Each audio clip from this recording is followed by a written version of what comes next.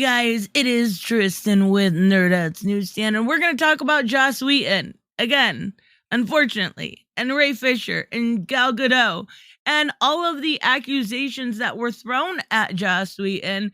To have him come out and finally say something, he probably shouldn't. He probably should have just sat in his home, collected royalties, and lived off of the money that he has, because this looks really bad.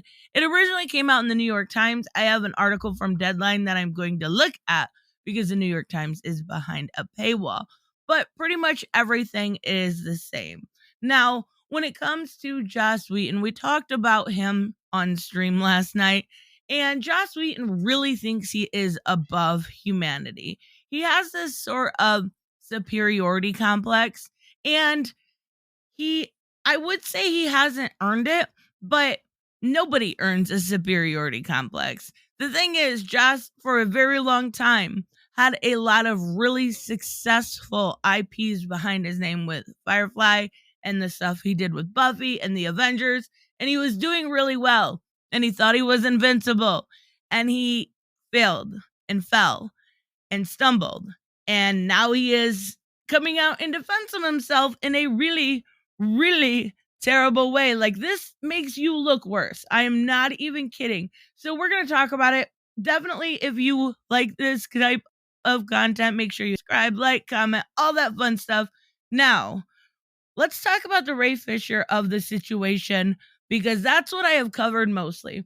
Ray Fisher has thrown accusations at many, many people, but Joss was one of them. Now, as far as the other ones, I think you guys know how I feel when it comes to Jeff Johns and Walter Hamada. I think Ray Fisher is a bit on the ridiculous side, but he does come out. Remember, Ray Fisher said that they changed his skin complexion to make him a lighter skin tone black man. And he comes out and he says, yeah, we lighten the complexion because we lighten the whole movie. We didn't lighten, we smoothed it out. And basically, that's pretty normal in any sort of movie, right? That is, it doesn't make sense what Ray Fisher was trying to say in that situation. But I do believe that Joss definitely mistreated everybody. And I mean everybody on the Justice League set. He absolutely did. There's no way to even deny that. Nobody has really said anything good about it. The big thing is how you go about it. Ray Fisher has done nothing but whine and go to Twitter and sling accusations and then cry some more and then whine. Whereas somebody like Gal Gadot, during the time that it happened, went to management, got it resolved, and took care of it. Yeah, she talked about it afterwards, but she also said, I got it resolved. Like, it's pretty ridiculous. I don't have anything necessarily against Ray Fisher, but I do think that he was the best part in Justice League, besides, of course, Wonder Woman. But he really, really needs to stop. He's really messed up a lot when it comes to his own career. He talks about his ex-wife and all of that. I'm not going to go into it. This is what I found really demeaning. And this is where I want to point out the superiority complex, the narcissism of it all. So, Gal originally said that Wheaton threatened her career, right? And he comes back and he says, I don't threaten people. Who does that? And it was a misunderstanding. English. Oh, stick with me here. English is not her first language, and I tend to be annoyingly flowery in my speech. He just blamed a language barrier on somebody who is bilingual, who speaks perfectly fine English. Yeah, I'm starting to wonder if maybe there was some clear, well, of course there was. There's racism in Hollywood. We know this. Again, it goes back to how you handle things like that. There's sexism in Hollywood. Look at the difference when it came to Snyder, how he treated Gal Gadot in Wonder Woman as a character compared to Joss Whedon. Oh, it's so funny. Look, Flash fell in her boobs. What are we for? Like, this is a Justice League movie. Are we fucking for? Like, okay, I guess so. I guess we're all children. Okay, maybe we haven't grown up, but that's besides the point. We can still adult from time to time. But yeah, he blames language. He blames language and shows his hand as to the racism of it all, right? How stupid can you be? So he does talk then, of course, about the stuff on the Buffy set and with Angel and Charisma Carpenter, who said he was cruel. Basically, she was pregnant.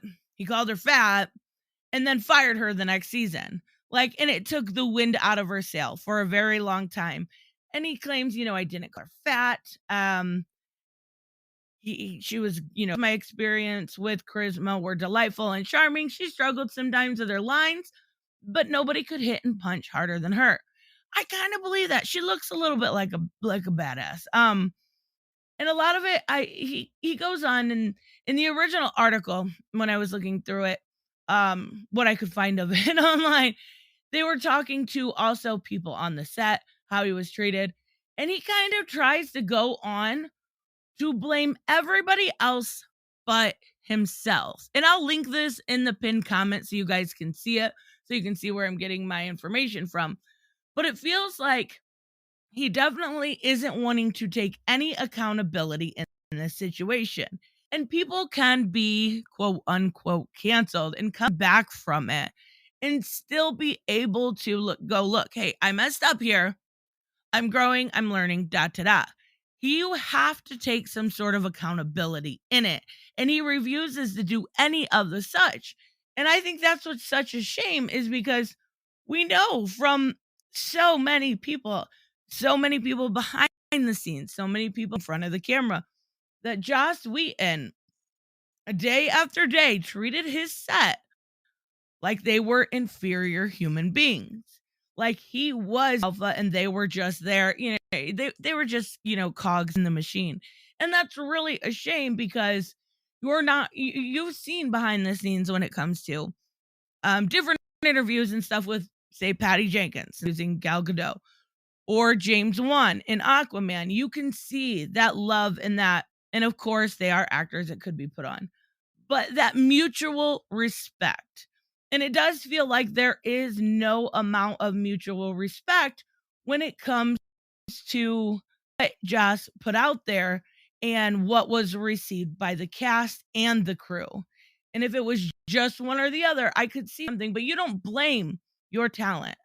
You absolutely do not. And that's exactly what he did. And I think it's a huge shame. I don't think that there is any company at this point that is going to look at him, no matter what talent he possesses, and go, look, let's hire him. Let's make a movie and have Joss Whedon direct it.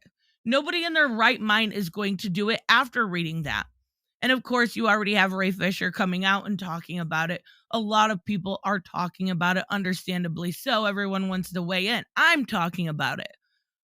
But at what point do you have to let something go? This has been going on for years. The man's not working. Let it die. Yes, traumatic events can happen on set. Learn from them and don't let it happen to yourself again. That's the most important thing you can do. And I don't have it out for Ray Fisher. I really don't. Okay, no, I don't. I like I said in the beginning, he was the best part of that movie. I get it.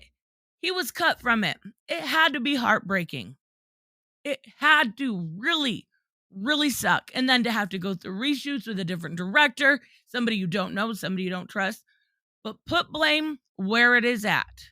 Stuff like Jeff Johns. We talked about this the other day. He was the one reporting him. He was the messenger. Haven't you overheard the old saying, don't kill the messenger? That's what he's trying to do with everybody except for Joss Whedon. And a little bit towards Joss Whedon. But he's like, everybody knows he's a dick, so I don't care. I'm going to go after another one and another one and another one. And that's ridiculous. So hopefully this is the end of it. God, I hope so. I am so sick of talking about Ray Fisher when he is nobody. But he also loves this, right?